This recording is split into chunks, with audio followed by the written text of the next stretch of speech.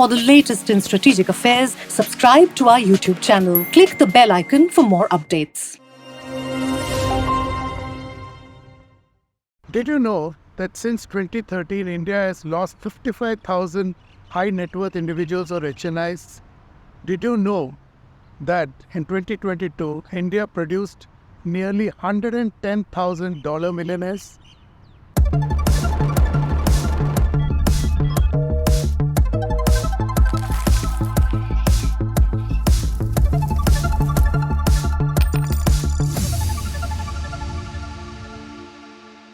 Hello and welcome to another edition of Capital Calculus. I am your host, Anil Padmanabhan. Last week, Henley Partners released its latest report on private wealth migration.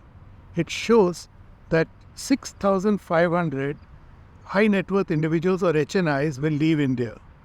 This will make India the second biggest loser of HNIs globally.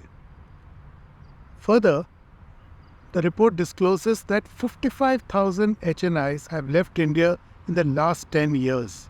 While this is a global phenomenon, does India have a cause for worry? After all, some sections seek to project these fleeing dollar millionaires as a thumbs down on India. But at the same time, we must keep in mind that destination countries like UAE and Portugal are luring these HNIs with a range of incentives. What is the truth? To understand this and more, we spoke to Dominic Wallick, the Group Head of Private Clients at Henley Partners. I began by asking Dominic to share the big takeaways from the latest report. I think the trend we've seen, particularly coming out of COVID, has continued, right? That more millionaires are on the move. So what we do with this Henley Private Wealth Migration Report is track millionaires that physically relocate to another country for more than 6 months. So it's an actual relocation that we look at. And these are individuals with net investable assets of at least $1 million US. So the trend was increasing year on year up until the pandemic began. And then, of course, it dropped off quite a bit. But it's almost back up to sort of pre-pandemic levels, and we expect it to only continue moving forward. So I think that's from a sort of global perspective. Last year, of course, we saw Russia and Ukraine very much at the top of the table in terms of those countries that had a net outflow of millionaires. India and China, again, have historically also ranked quite high in that regard, and we see now with the forecast in 2022 and the actuals of 2022, as well as the forecasts for this year and going forward into 2024, that probably China and India will once again be at the top in terms of those countries that have a net outflow of millionaires. And then the other probably interesting thing, I think, for some that follow the report is the fact that the UK now sits in third position. So even with a forecast of losing even more millionaires than Russia even in 2023. So Dominic, a quick follow-up question that I presume the trend is different for each country, right? I mean, in terms of the push and pull factors defining this outward migration. Yeah, definitely. So, every country has its own challenges and also its own opportunities. So if we look at India in particularly, although there is an estimated net outflow of millionaires this year, I think we all know India also mints more millionaires, every other day. I think I saw a Credit Suisse report that estimated that India would double its millionaire population by 2026. So although there is a net outflow, there is also significant wealth creation in India. So that sort of negates any possible effects in that regard. If we look at why do people move, it can be a number of factors. Some of it is education. So for sure, in India, there are families that look to educate their children in the US, in Canada, in the UK, and so that can be a reason for a outflow. Access to better healthcare, and any country that has any type of simmering social, political, economic uncertainty or volatility, generally wealthy people don't like that. Wealthy people like to be in stable jurisdictions where the rule of law is very clear, where the lifestyle, is very good. There's good transport systems, clean air. And so that's what a lot of people are looking for that do physically move. Since 2013, India has lost 55,000 HNIs.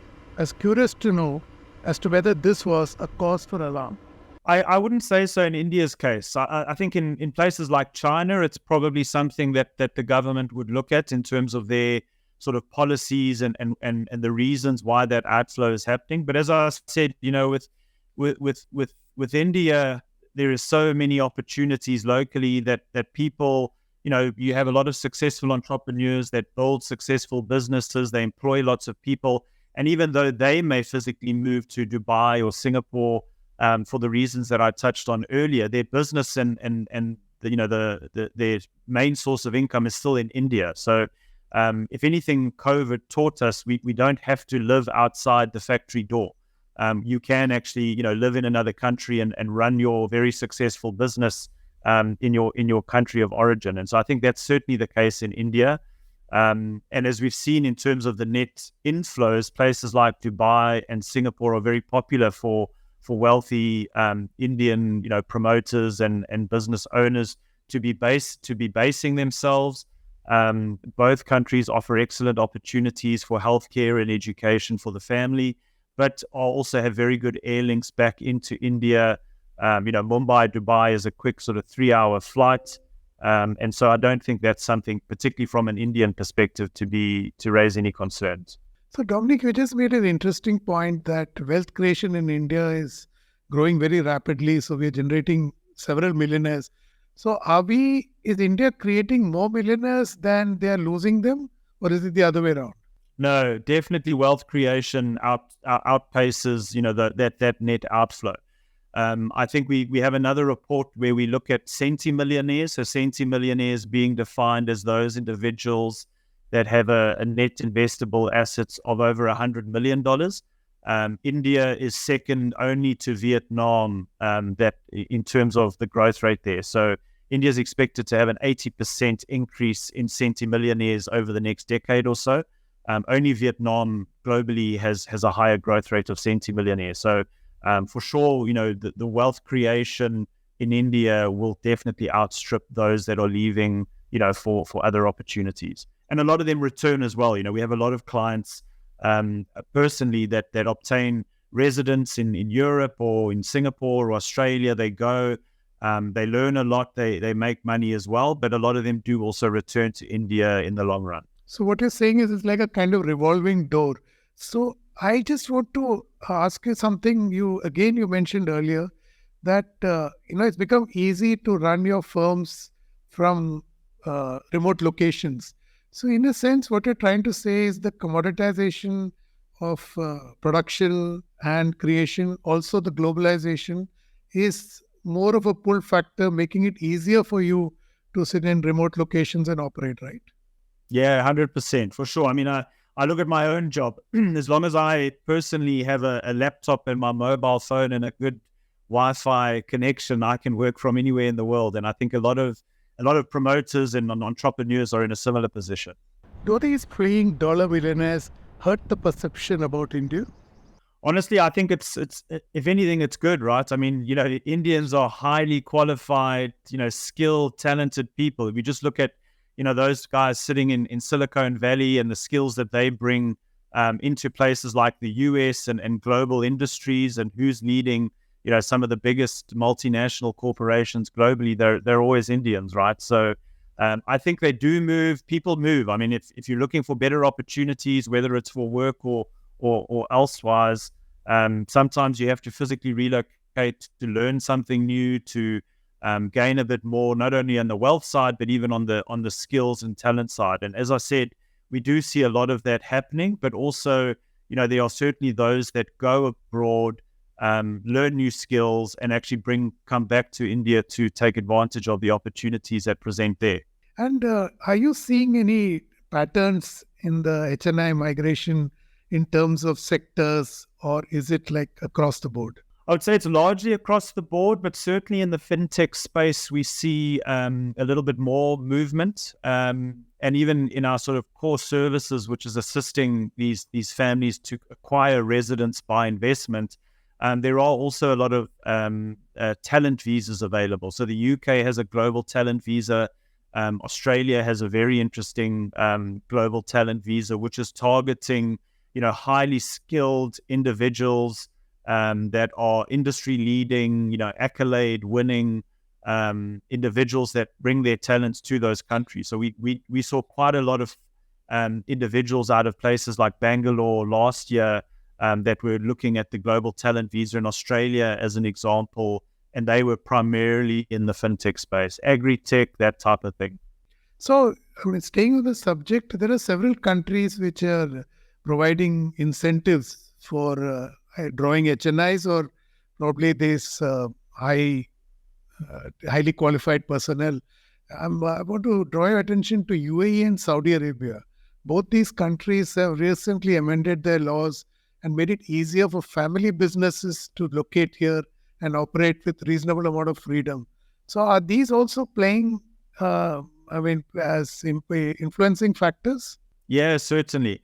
I mean, the UAE in particular has had a very clear sort of policy focus around not only attracting investment, but talent as well.